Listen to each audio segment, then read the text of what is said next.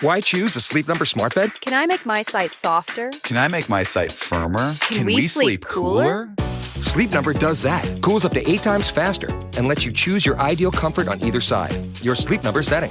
It's the Sleep Number biggest sale of the year. All beds on sale. Up to 50% off the limited edition smart bed. Plus free home delivery with the purchase of any smart bed. Ends Monday. All Sleep Number smart beds offer temperature solutions for your best sleep. Check it out at a Sleep Number store or sleepnumber.com today. Matt Moscano. I'm very important. After further review. Say it one more time. After further review with Matt Moscano. And here we go. Live from the Mercedes-Benz of Baton Rouge studio. Let's ride! Woo!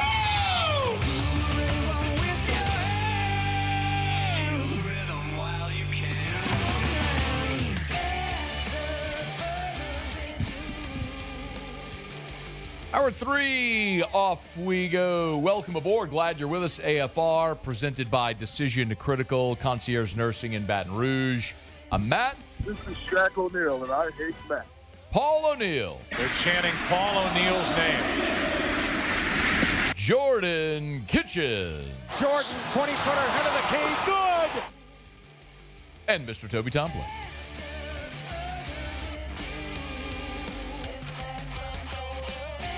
All right, we're here. Glad you are as well. 5 o'clock quitting time. Glad you are driving home with us. Football Tigers, we're back on the practice field today. We did not have access. We do, however, have full access to practice on Friday. So very much looking forward to getting back out there on Friday morning. I don't know if it'll be our last look at the team in fall camp. They do have another week of fall camp next week before they get into game week for Clemson. But it remains to be seen what type of access or availability they'll give us. I can't help but think if you were here in hour 1, we told you a story about Clemson offensive lineman Walker Parks. He was injured in a scrimmage they had back on the 9th, and Clemson scrimmaged again today. And Walker Parks reportedly has been seen on crutches, and Dabo just gave a very brief, can you, the Dabo thing for today? Would Dabo? He'd be all right. He'd be all right. He'd be good to go. He didn't go today. We held him today, but he'd be all right. That was Dabo when he was asked about Walker Parks. It'd be all right. That's all you get. We get to go out there and watch the full friggin' practice. I mean, that's kind of incredible access. So we'll be back out there tomorrow, and we'll see what they do, and we'll certainly do a practice report. I got a text, and you can always text me, 225-396-4400, 396-4400, 396-4400. Get questions, comments, and you're always welcome to do that. And some people ask me, is that just during the show? No, it's an app on my phone called Community that I pay for. You can text me whenever you want. Candidly, I can't reply to every single text message because that's probably all I would be doing if I was just replying to everything.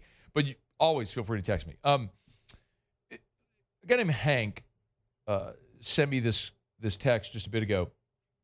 He said, Matt, a couple things as it relates to LSU, the practice report. So number one, when you watch the 11-on-11 and it's not situational, it's like sometimes, for example, they'll go 11-on-11, but it's goal line.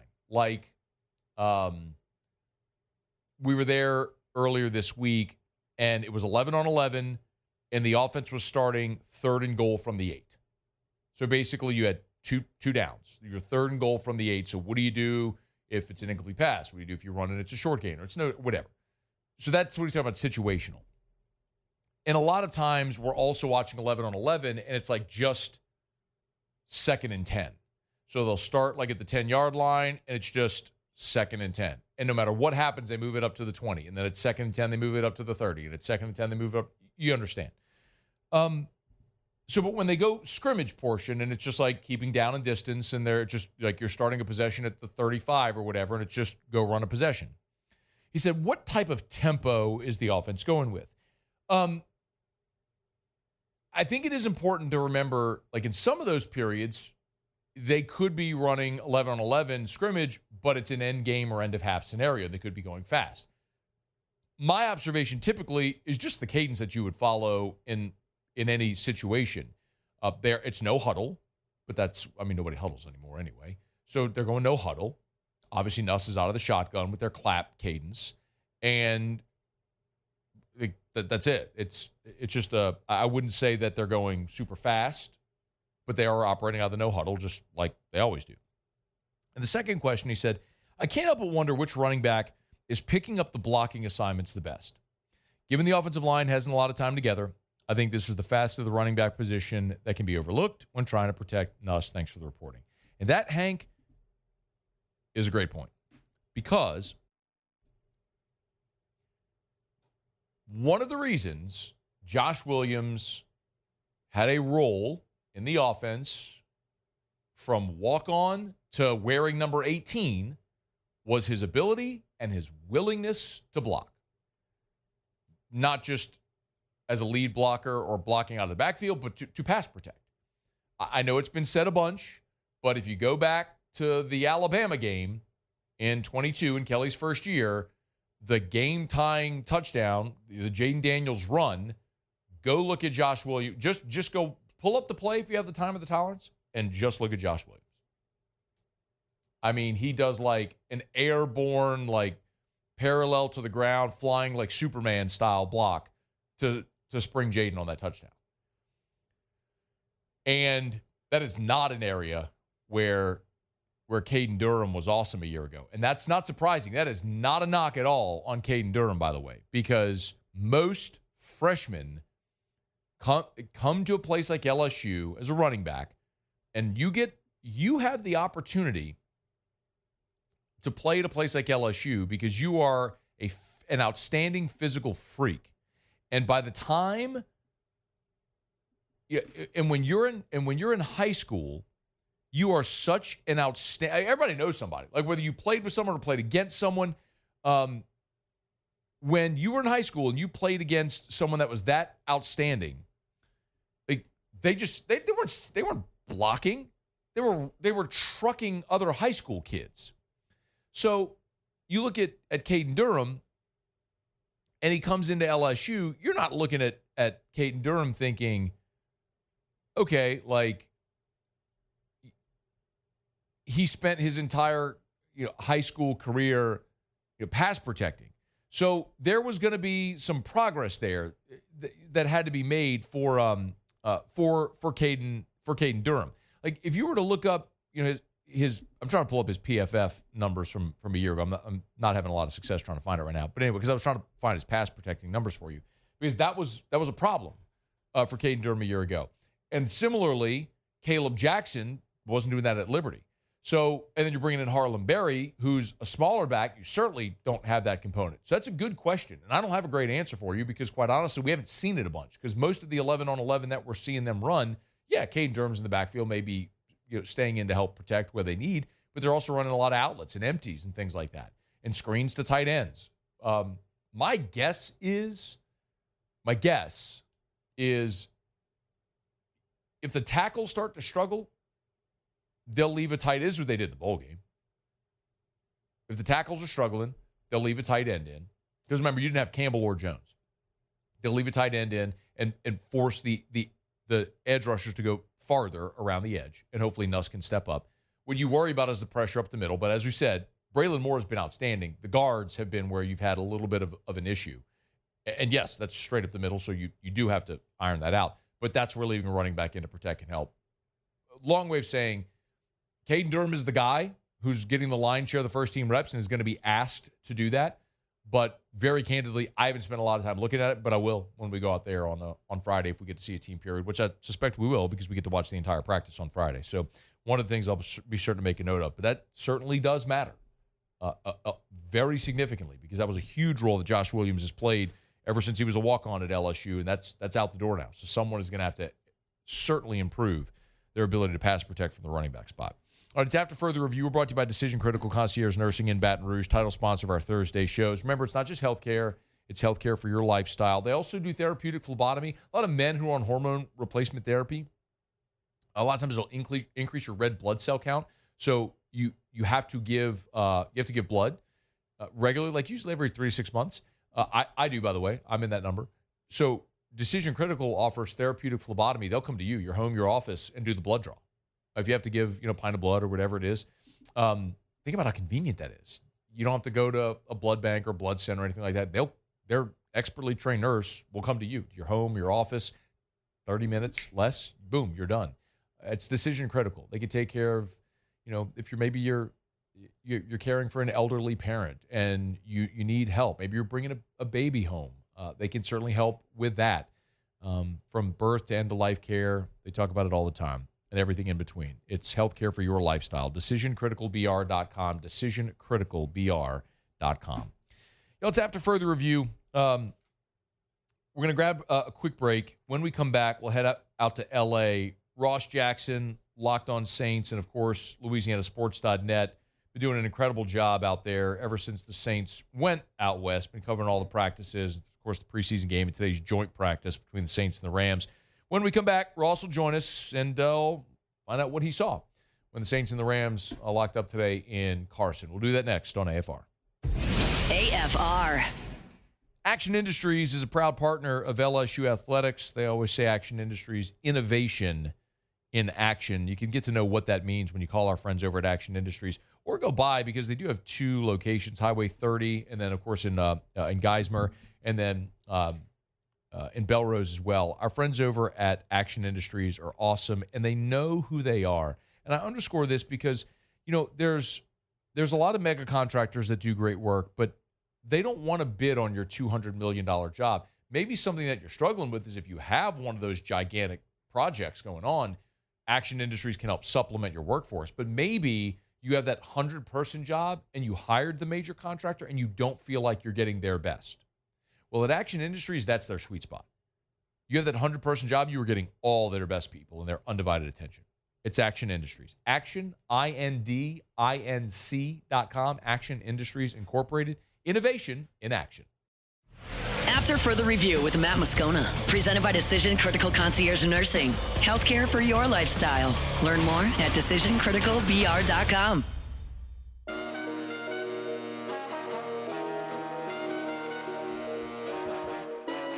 Saints and the Rams got together today, a little joint practice in Carson, California. Ross Jackson, LouisianaSports.net, and Locked On Saints. He was there. He's here right now.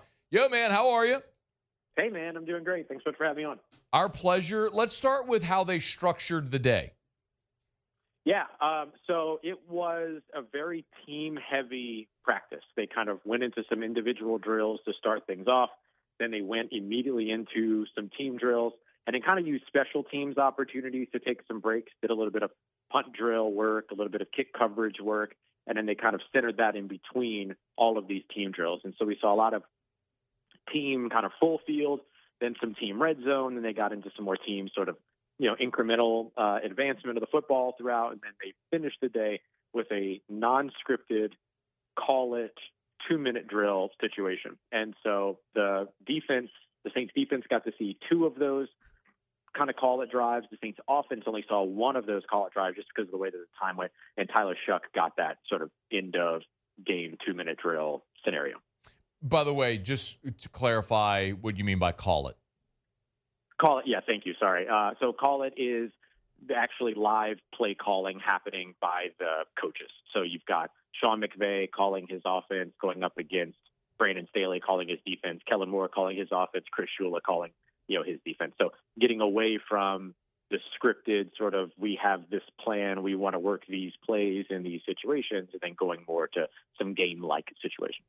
Russ, what's the value of a day like today for New Orleans? I struggle to come up with a real answer to that question that I believe.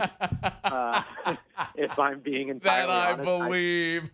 That's so good. I could tell you all of the lines that you hear. Oh, they get their opportunity to go up against competition that they don't typically see. They get their chance to see different schemes and things like that. It's lovely. But I don't know how much of it is really worth it when it comes to the risk of a little bit of a less controllable environment. So I can give you the chalk talk, but to be real with you, the value for me when it comes to joint practices always kind of escapes me. Maybe that's a bit of an unpopular opinion, but that's sort of the way that I look at it. So for me, I think that the thing that the Saints were able to take away from today is that they did go up against an unfamiliar defensive scheme, an unfamiliar offensive scheme, so they do get that little bit of growth and that little bit of exposure in a practice environment as opposed to in a preseason environment where guys are flying 150 miles an hour trying to make a team roster. And so I think there is that piece. And then the other thing is put the quarterbacks, these young quarterbacks in this quarterback competition, in an uncomfortable situation going up against things they haven't seen yet. Okay, that's a good transition. So I was reading your practice report from day 15, your camp report from day 15 from I guess it was last night here, but yesterday's practice. And one of the big takeaways was that Rattler and Shuck kind of switched spots. That Tyler Shuck was kind of the QB1. You tell me if I'm misinterpreting that. What did they do today as far as the order? Yeah, today, so what they did was they made sure that both of these quarterbacks got first-team reps as well as second-team reps. And so what they did was they had Spencer Rattler start with the first team, Tyler Shuck was with the second team, and then after they kind of reset everything, then Tyler Shuck went to the first team and Spencer Rattler went to the second team. And so when it comes down to passing attempts, from what I have charted, Tyler Shuck walked away with two additional passing attempts, and maybe saw a little bit more, or certainly saw more reps with the first team because he got that 2-minute drive at the end that kind of tipped him over the top. So that's kind of the way that I would look at it. Rattler got the first team nod, but I think Shuck actually got more work in with the first team throughout this practice. Ross Jackson's with us. He's on Twitter at Ross Jackson Nola. Who were the standouts today? Yeah.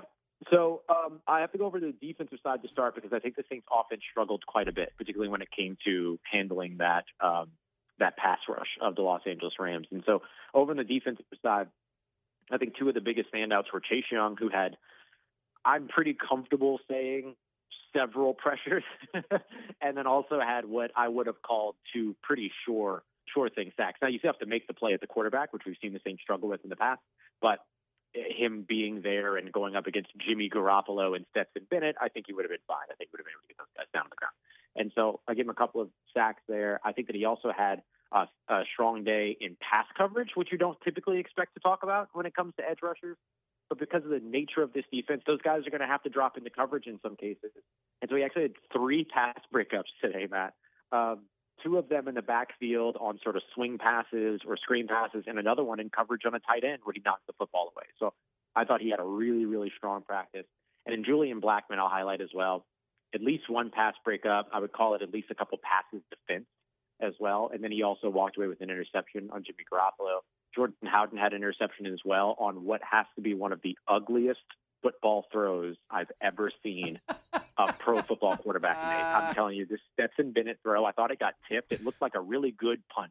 That's how bad the throw was. But Jordan Howden came up with it, so he's got another interception. Julian Blackmon's now got 3 interceptions in 3 straight days. So I think those guys were the standouts. And I give the quarterbacks a lot of credit managing the amount of pressure that they saw and still finding moments to go out there and make some plays. Spencer Rattler with a deep touchdown to Rashid Shaheed. Tyler Shuck with a pair of touchdowns, one to, I believe it was Cedric Wilson in the end zone, one to a receiver in the end zone when it came to a red zone drill, and then another big catch and run touchdown for Mason Goodwin. Any injury updates of note today, Ross?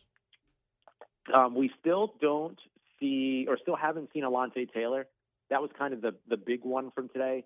We just don't really have any gauge on how things are going for him when it comes to this groin injury that he's managing. He's one of the few guys that got hurt during a practice that we haven't seen at least come out and do some side work and things like that. So whatever he's dealing with, it's bothering him enough to kind of keep him off of the field. And some of that might be, too, the Saints saying, you know what more do we need to know about Alontae Taylor? Like, you know what role he's going to play. You know what he's going to do. You know how you're going to utilize him, all those other pieces. So shelf him until the regular season, certainly a way that they could go. But until we see him out on the field, that's going to be a little bit of a question mark as he deals with that groin injury. No other big updates at this point. We know what's going on with Trevor Penning. He's dealing with a toe injury, reported turf toe. Kellen Moore just wants to say toe.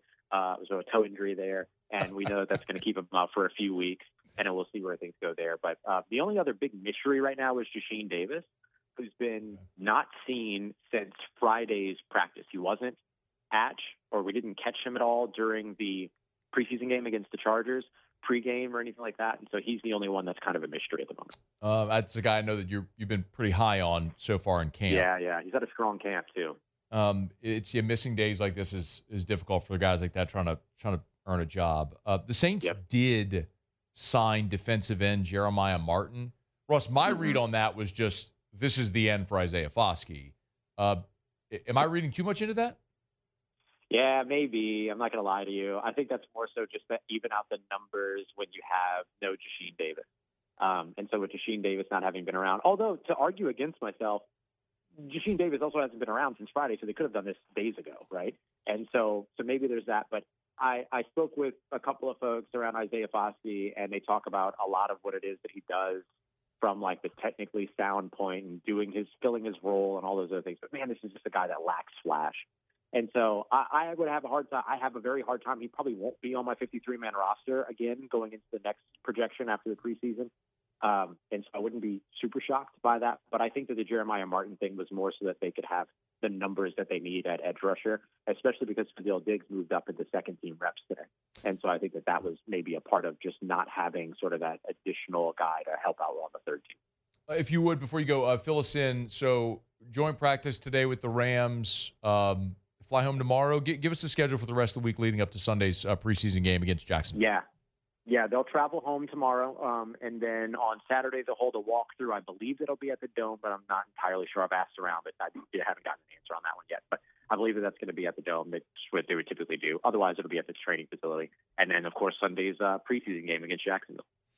We will preview the preseason game tomorrow, obviously with a lot on the line for these guys trying to earn roster spots. You can read about it all over at louisianasports.net, or you can listen or watch him at Locked On Saints. He is Ross Jackson. Thanks, man.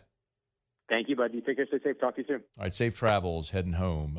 Ross has been out in L.A. for as long as the Saints have, and he'll be heading home, of course, as the team does as well. We're brought to you by South Point Volkswagen at southpointvw.com. New and certified pre-owned in Baton Rouge and online at southpointvw.com, southpointvw.com. Actually, I had a buddy of mine just yesterday say, hey, Matt, who should I ask for over at South Point? We're interested in looking at an SUV over at South Point Volkswagen. So just kind of tell him, he said, there's a pre-owned one we like. I'm like, well, go talk to Mr. Kerry Manuel. Kerry Manuel is the certified pre-owned manager over at South Point Volkswagen. And yes, they've got pre-owned Volkswagens, but they've also got all makes and models. I mean, I say it often, but it's true. They're Louisiana's largest volume Volkswagen dealer. They move more inventory, so they get more trade-ins. I mean, you know the drill. Like, you trade in your car when you buy a new one, well, then they have pre-owned inventory, and it's all different makes and models. So if you're in the market for a pre-owned vehicle, go see you can shop the used car lots, but make sure you go shop South Point Volkswagen as well, because they have great high-end trade-ins as well at South Point Volkswagen. Airline just north of Highland, or southpointvw.com, southpointvw.com. South Point Volkswagen, what's your direction? If you missed it, we got this update up at louisianasports.net for those that didn't hear it. We did talk about just a smidge ago there. We played the Dabo clip for you. But Walker Parks, who is a sixth-year offensive lineman at Clemson, who's been a starter for 5 years. Basically, he was there in the COVID year, so this is his sixth season. He was first-team All-ACC a year ago. He's preseason All-ACC. He's played in 52 career games. In Clemson's scrimmage on this past Saturday, apparently he was injured. He's been seen on crutches since then. He did not. Clemson scrimmaged again today. He did not participate. Dabo met with reporters afterwards, said no big deal. He'll be fine. He'll be ready to go. And maybe so. Maybe the crutches and everything is just precautionary, and that's completely understandable. But this is something absolutely worth watching. And I don't know what the injury is. That has not been reported. You're talking about crutches. I mean, you can make certain guesses. Toe, foot, ankle, knee, whatever. I don't know. I have no idea. But it is worth mentioning because Walker Parks is the starting right guard for Clemson. And if he is in any way limited, slowed, whatever, and he's got to deal with Bernard Gooden on that side of the line, that is unenviable because we have seen Bernard Gooden cause a lot of problems for the LSU offensive line so far in fall camp. And I was just looking at Twitter, and I tell you all the time, email me, tweet me, text me, lots of ways you can get involved. Jonathan sent me a tweet at John Burris 1981. He said, Matt, I got a question about the physicality of this year's team. He said, all I've heard is the struggles of the offensive line. Is the O-line struggling with the speed of the defense, or is it physicality? I will tell you definitively, it's not physicality. And I don't think it's the speed either, with the exception of what we just talked about with Bernard Gooden, who's been outstanding, and he's a really powerful, low-to-the-ground, speedy guy who's been tough to deal with.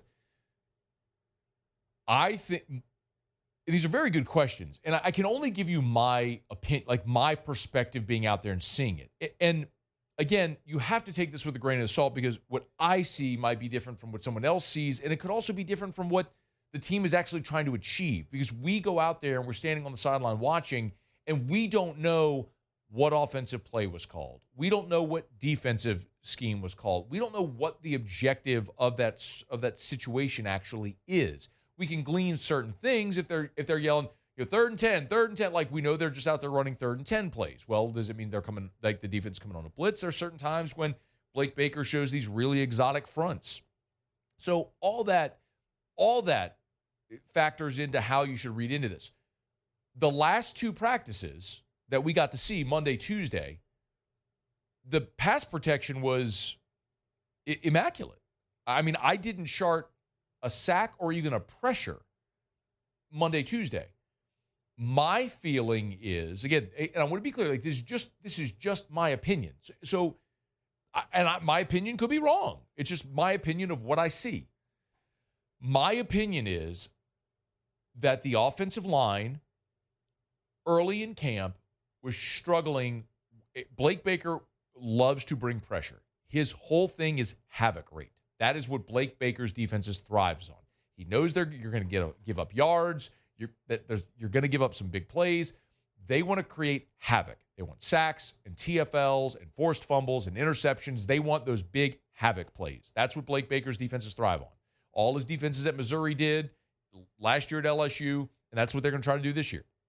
So you would see this like wave of purple just envelop the offense. The defense wears purple jerseys, the offense wears white jerseys. So you would just see this wave of purple kind of envelop the offense. And a lot of it was just numbers and blitzes, and maybe the offensive line didn't know where the pressure was coming from. Again, I don't think this is a physical issue, meaning I think LSU's offensive linemen are plenty talented enough to be really good. The challenge, and this is what we were talking about with Cole yesterday, the challenge is getting 5 to play as 1. And that challenge is magnified when you got to go on the road at Clemson, night game, 80,000 people screaming, going nuts against a super talented defensive front. That's why that's a massive challenge. It's not that LSU's linemen are slow or small or weak. I don't think it's any of those things. I think they're big, fast, and strong. I think all those things. Can they operate as one? That's going to be the real big challenge when they go on the road in week 1. Okay. It's after further review. Thursday show is presented by Decision Critical. Let me knock out a quick break, and we'll continue. Jimmy's here for Otter Locks in about 15 minutes. You can get your bets in. Otter Locks are live right now at louisianasports.net. Stay here. It's AFR. AFR. Love telling you about Darren James and Associates, brokered by LPT Realty. Of course, agent225.com, agent225.com, agent225.com. I love telling you about Darren James because I know we always talk about how Darren gets results. I say it all the time. Wall Street Journal's list top 1% of realtors in America, and that's true. But the process, the how he gets those results, that's the differentiator. You know, I say it often, it doesn't matter if it's a $50,000 house or a $50 million house. Darren has a way of making you feel like you are his only client. And Darren's understanding of the lifetime value of a client and what that means is why he works so hard for every single client, no matter where you are in life. If it's important to you, it's important to him. And you'll understand that after one phone call. 335-7666 or agent225.com. Think real estate, think Darren James. After further review with Matt Moscano, presented by Decision Critical Concierge Nursing. Healthcare for your lifestyle. Learn more at decisioncriticalbr.com.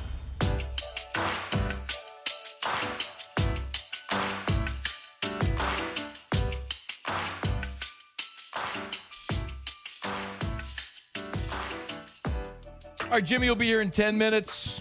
A little Otter Locks. We'll look forward to that. Glad you're hanging out with us here on this Thursday edition of AFR. We always appreciate Blasia and her team at Decision Critical Concierge Nursing in Baton Rouge.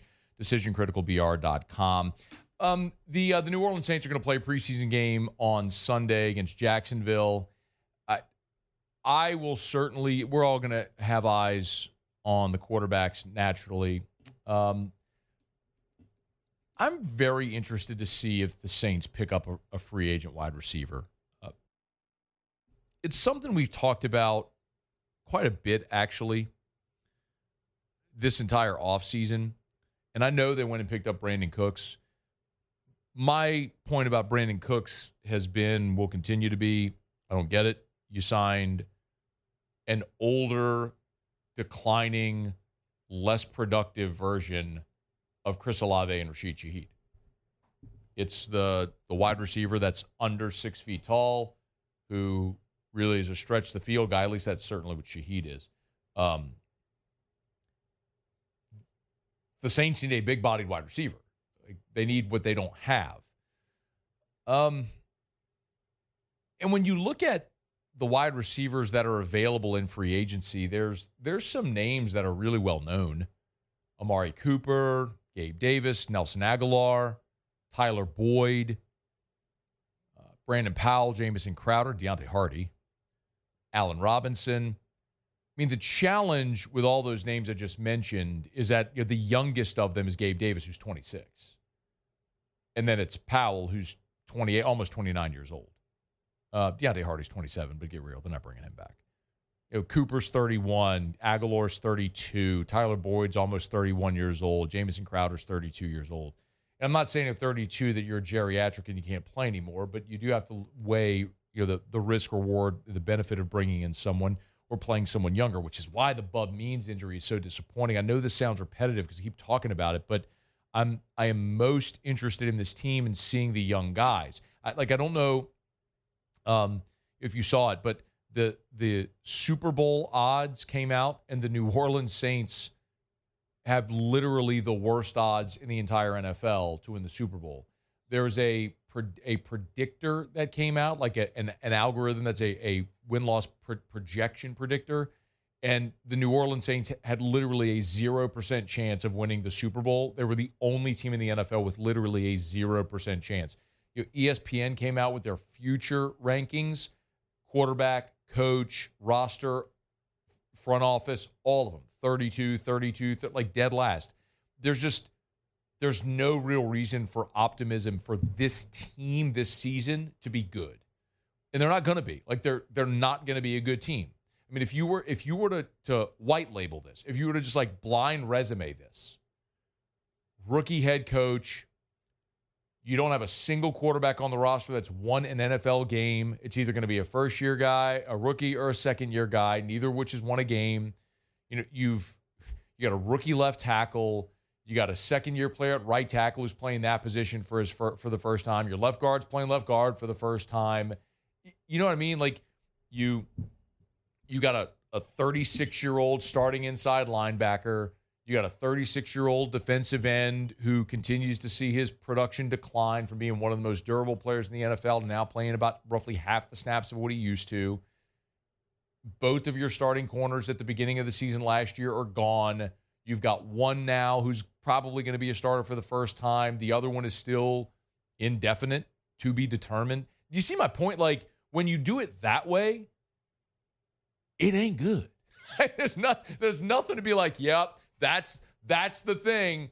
That's what you're going to hit your wagon to. I mean, the pie in the sky dream is Shuck or Rattler end up being awesome. And I know people will look and say, and I hear this sometimes, well, look at Brock Purdy. He was a 7th-round pick. He went to San Francisco and got him to a Super Bowl. That's true, but they also had the best roster in the NFL. Jimmy G got him to a Super Bowl. They were up double digits in the fourth quarter, too. Ooh. Point being, I'll refocus. I'm not so much worried about the win-loss. Y'all are going to hear me say that a ton to the point where you're sick of hearing me say it. I would rather go into a game week 1 against Arizona and see what your young receivers can do. Like, is Mason Tipton actually an NFL guy? You can roll your eyes, shake your head, I'm with you, because we do this all the time. We do it every year. There's always some little engine that could receiver or run it or somebody, and they show out in in training camp, preseason games, but when the intensity ratchets up, and instead of playing dudes that are going to be selling insurance in a month, you're playing dudes that are getting paid millions of dollars to play football, all of a sudden you're humbled a bit. Like, but what if Mason Tipton can actually play? I'd rather find that out September the 7th against Arizona than pay Amari Cooper to come be a receiver for the Saints. Is Amari Cooper a better option than Mason Tipton? Yes. Like, does he make you a better team today? Yes. But are you winning any more games with Amari Cooper than you would with Mason Tipton? Absolutely not. Like, if you're looking at point spread value, wins above replacement, if you want to translate that statistic from baseball to football, like Nelson Aguilar, Amari Cooper, none of these guys do anything for you. It's the same thing with Brandon Cooks. I didn't get it. Like, he's you're not winning any more games because that guy's here than you would have without him. So for me, it's so much about, man, is Danny Stutzman going to be a starter in this league? Did they hit on Quincy Riley? Is Jonas Senker, like, could he be a starting safety? Maybe next to Justin Reed eventually? Maybe. Is Vernon Broughton going to be a good run-stuffing defensive lineman in the NFL? Is Kelvin Banks a franchise left tackle? Like, that's what I'm interested in this year. And we'll get to learn those answers, win or lose, on football Sundays when we get to the fall. So those are the kinds of things I'll be keeping an eye on. So, look, you lose Bub Means, and that's super disappointing. It's a guy you used a fifth-round pick on last year, and maybe you're hoping year 1 to year 2 he takes a big progression, but he's on IR and his season's over. And so you've lost a body at wide receiver. So how do you go replace him? I don't have the answer to that. They could certainly go in a free agency and find one of these guys who might want to collect a check and play a little NFL football, has got some experience, and maybe it's beneficial to have a veteran in that room with the young players. But for the most part, I'm more interested in seeing if the young guys can hang than watching guys that are well past their prime collect a check to make you just marginally better on a team that's not going to be good anyway. And August is supposed to be about optimism, and I've got none for the New Orleans Saints. We're brought to you by Shaw Bills Tire and Auto Service, ShawBillsTire.com, ShawBillsTire.com. Locations all over South Louisiana. They started in Morgan City back in 1968. Made their way up toward Baton Rouge, of course, west over toward Acadiana. Man, I love going into Shaw Bills. It's clean. They got a great little kitchenette area. Make yourself a little coffee in the Keurig, free Wi-Fi, flat screen TVs, comfortable furniture. I can actually go get some work done when I wait on my vehicle. You don't have to wait long because they get you in and out and they take great care of you. So if you need oil change, tires rotated, maybe you're going to be making that trip up to Clemson here in a few weeks. You're going to be driving before you hit the road. Make sure your car is ready to roll. You need new tires, get them. Get the best tires at the cheapest price. That's at Shaw Bills. ShawBillsTire.com. ShawBillsTire.com. Shaw Bills, where we keep you rolling. All right, y'all, been a great show. Really appreciate you for hanging out with us here on this Thursday. If you missed anything, Brandon Taylor was here an hour or two. We talked a little. By the way, Brandon Taylor gave his pick for the 18 jersey. Of course, Brandon Taylor, former number 18. His pick was Whit Weeks. You go catch that entire interview if you want to on demand. John Neighbors was giving us our SEC fall preview, looking at our Kansas. 1 to go. We'll look at Oklahoma tomorrow. That'll be a wrap on our SEC fall previews as we were looking at the 8 teams that we decided not to do all 16 teams of the league. We said, look, let's look at the 8 teams that LSU is going to play in the regular season. So we just went in order that they're going to play. So we got 1 to go. It'll be Oklahoma. We'll do that tomorrow. And then you heard Ross Jackson gave us an update. Final Saints practice from L.A., joint practice today with the Rams. If you missed any of it, AFR On Demand, presented by Brett Golf, wherever you get your podcasts or on YouTube. Just search AFR LSU or AFR Saints if you want our LSU or our Saints content. All right, final break. Come back. We'll wrap it up next. Jimmy will be here for Otter Locks. Don't you move. AFR. Duplessis Builders, duplessisbuilders.net. I am really excited. I don't know if I'm going to be able to leak this to you on Sunday, but Sunday I will be at the Duplessis Builders showroom shooting some NIL videos. There may or may not be a cold plunge involved, allegedly. So I'm excited about it. But I love telling you about Duplessis Builders. Derek and his team do awesome work. They're voted by Pool and Spa magazine as a top 50 pool builder in America this year. Not in Baton Rouge, not in Louisiana. Top 50 in the country. So you want to talk about not only a beautiful product that will last, but exceptional customer service and an exceptional experience. That's Duplessis Builders. If you want the pool, the spa, the outdoor kitchen, the putting green, they do all of it. They do it better than anyone else. It's Duplessis Builders. Check them out online at duplessisbuilders.net, duplessisbuilders.net, duplessisbuilders.net. After further review with Matt Moscano, presented by Decision Critical Concierge Nursing. Healthcare for your lifestyle. Learn more at decisioncriticalbr.com.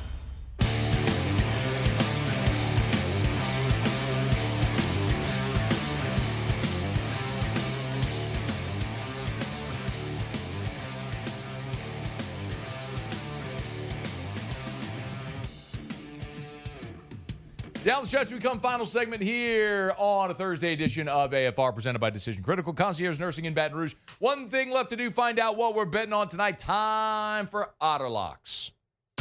Otter Locks. All right, time to win some money. Presented by Total Maintenance AC Repair. Same-day service means you will never sleep hot. 480-1000. We are Total Maintenance. I think it's safe to say that I won the bet.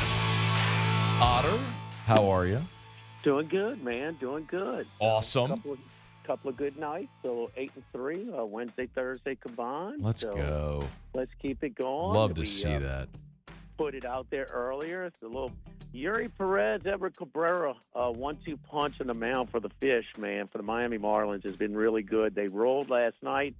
They're up again early, so when your boy hit the home run, we were going off air. I was like, home run! Yeah, well, I don't know what he's going to do in this two out situation. Oh, bomb! All right, yeah, that's take it, cash that ticket. Yeah. All right, so it's 3-0 right now, top one. So I guess there's really no value there at all. No, it's just the perfect endorsement to go where? Yeah, go to louisianasports.net and get Otter Locks when they're posted, when Hunt posts them around 3 o'clock Central Time. A lot of these 5:20 and 5:40 games and things like that. So, all right, hey, what do you think about the Guardians plus 2.5 at plus 107? Nah. Okay. All right. No. All right. No. I would just stay away. All right. Now, if you had the Marlins at a plus price, you could go for a middle, but I wouldn't even do that. Okay. I wouldn't even do that. So, the Miami's hitting the ball, man. They've been really. We've been rodding them at some really nice prices for quite some time. So for them to be close to 500 right at it is really.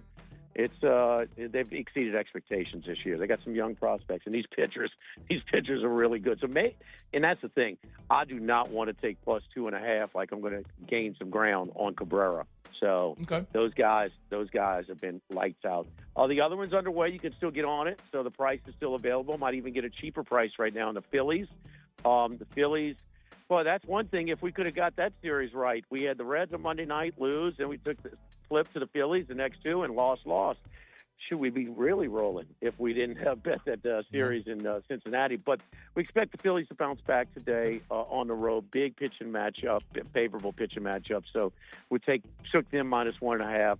I believe it's still scoreless. It is scoreless, and it's plus money now at plus $1.12. There you go. Don't be a moron. Bet more on it. Moron. Just doubled my bet. And then here, boy, we got guts. So I'm watching the Mets game last night, and they just are pounding the ball. 3-0, 5-0, 6-0. They're going crazy. They get back in it. Okay, next thing you know, they're down 9-6. They're down 11-6. And then all they showed was the Mets fans, the camera shots in the stands, and they were like, the reverse cobra. These surrender cobra. These people were distraught, man. But listen, we're going back on them. We're going back on them tonight. Lay the 1 run to get a little cheaper juice. Atlanta's throwing out. Elders had a rough year this year, so I know it takes guts to bet on the Mets right now, but we're going to take them tonight. They are hitting the ball. All right. They are hitting the ball, and so we'll take the Mets minus 1. Little 3-pack tonight. And no NFL tonight? No. I know that we discussed it on the show today. They're dropping the ball. Give us 3 like you had last week. They're charging. NFL Plus is charging subscription rates for preseason games. So, put them put 2 or 3 on. Yeah, put man. Put 1 on 6 and 1 at 9. A little 6-9 p.m. doubleheader on NFL Network. Really dropping the ball right there. Yeah, that's disappointing. Thursday night we don't have football on. I mean, I thought we'd have football. Right. When Hall of Fame game rolls around, typically it's all right. You're going to have football every Thursday until the Super Bowl. Yeah, So. I mean, we only have 4 more holes to watch for Tommy Fleetwood when he's good. Now Sunday, he'll take the cast, but Tommy Fleetwood. So. But it's been a real light night for MLB and stuff like that. So it's it just makes a lot of sense. But and that's unusual for the NFL to leave any little morsel on the ground, man. Ruffino's tomorrow. You got it. I may come by and have lunch with you guys tomorrow. All right. Good luck. Look forward to it. Thank you, Otter. We'll see you. All right. That'll do it for us here on this Thursday edition of AFR. Jordan, Paul, thanks. Y'all have an awesome night. We'll see you tomorrow at 3. After further review. As we get on down the road, remind you about Relief Windows and ReliefWindows.com. Energy-efficient replacement windows, beautiful entry doors, hardy plank vinyl siding. They do it all. They do it better than anyone. But as Brandon always says, their number one product is customer satisfaction. I know Brandon's told this story before, but there was a problem with a window where it leaked into these folks' home, and it wasn't even Relief Windows' problem. The problem wasn't the install; it was the manufacturer issue. But nonetheless, Brandon still, as that the family had to be displaced to repair the windows, the floors, all that the water intrusion caused. They paid to put them up in a hotel, just because Brandon Holly's awesome, and his reputation, his name matters so much. They're just the best. Everyone in that organization. Listen, you want to shop around? Someone will sell you windows cheaper. Someone will. Someone will sell you cheaper windows. There's no doubt. You want the best quality product and the best service? You want Relief Windows. It's ReliefWindows.com.